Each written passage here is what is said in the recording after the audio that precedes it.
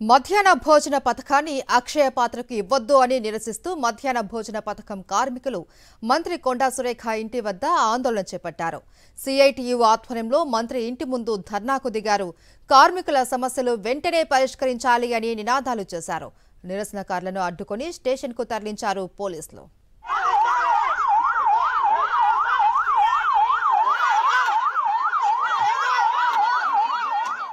గత 25-30 సంవత్సరాల నుంచి మధ్యాహ్న భోజన పథకాన్ని కార్మికులు ఎంతో శ్రద్ధతోటి నిర్వహిస్తున్నటువంటి పరిస్థితి ఉంది. వీళ్లకు అనేక పెండింగ్ బిల్లులు కూడా దాదాపు 12 నెలల నుంచి పెండింగ్ బిల్లులు ఉన్నాయి. గుడ్డుకు అదనంగా బడ్జెట్ ఇవ్వడం లేదు. అట్లాగే వీళ్ళకి కావాల్సినటువంటి సౌకర్యాలు ఏవి కూడా ప్రభుత్వం కల్పించకపోయినా పుస్తలు సైతం తాకట్టు పెట్టి మధ్యాహ్న భోజన పథకాన్ని సమర్థవంతంగా నిర్వహిస్తున్నటువంటి పరిస్థితి ఉంది. ఇట్లాంటి పరిస్థితులలో పెండింగ్ బిల్లులు ఇవ్వాలని చెప్పేసి ఒకవైపు మధ్యాహ్న భోజన కార్మికులు కొట్లాడుతున్నారు.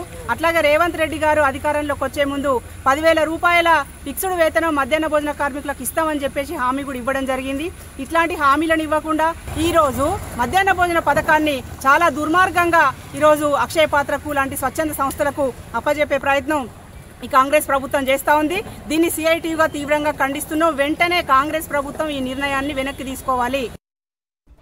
మధ్యాహ్న భోజన పథక కార్మికుల ఆందోళనకు సంబంధించి మరింత సమాచారం మా ప్రతినిధి శ్రీధర్ రెడ్డి అందిస్తారు. శ్రీధర్, మహేశ్వరి, ఈ ఉదయం తెల్లవారుజామున కొండా సురేఖ ఇంటి ముందు మంత్రి కొండా సురేఖ ఇంటి ముందు ఉద్రిక్త వాతావరణం ఉంది. అయితే మధ్యాహ్న భోజనం సంబంధించిన కార్మికులకు సంబంధించి అక్షయ పాత్రకు వరంగల్ కిలావరంగల్ మండలానికి సంబంధించిన పథకాన్ని అక్షయ పాత్రకు కేటాయించడానికి నిరసిస్తూ ఈ రోజు సిఐటియు ఆధ్వర్యంలో తెల్లవారుజామున కార్మికులందరూ కూడా కొండా సురేఖ ఇంటి ముందు నిరసన వ్యక్తం చేశారు. దీంతో పోలీసులు కూడా అలర్ట్ అయ్యి వాళ్ళందరినీ కూడా సుబేదారి పోలీసులు తరలించారు. అయితే గత 25 సంవత్సరాలుగా సర్వీస్ చేస్తున్న మన కార్మికులను కాదని ఒక అక్షయ పాత్రకు ప్రైవేట్ కంపెనీకి అప్పచెప్పడం అనేది దుర్మార్గం అంటూ సిఐటియు నేతలు ఆరోపించారు. అయితే అన్ఎక్స్పెక్టెడ్ జరిగిన ఈ కార్యక్రమానికి సంబంధించి చాలా మంది కార్మికులు అక్కడ కొండా సురేఖ ఇంటి ముందు నిరసన వ్యక్తం చేశారు. ఈ నేపథ్యంలో పోలీసులు అక్కడికి చేరుకుని వాళ్ళందరినీ కూడా సర్ది చెప్పే ప్రయత్నం చేశారు. అప్పుడు కూడా వాళ్ళు వినకపోవడంతో వాళ్ళంతా బలవంతంగా కూడా సుబేదారి పోలీసులు తప్పించారు. ఇది ఏమైనప్పుడు కూడా అక్షయ పాత్రకు సంబంధించి వాళ్ళు నిలిచకుండా కేవలం కార్మికులు 25 సంవత్సరాల కంటే బిల్లులు రాకపోయినప్పుడు కూడా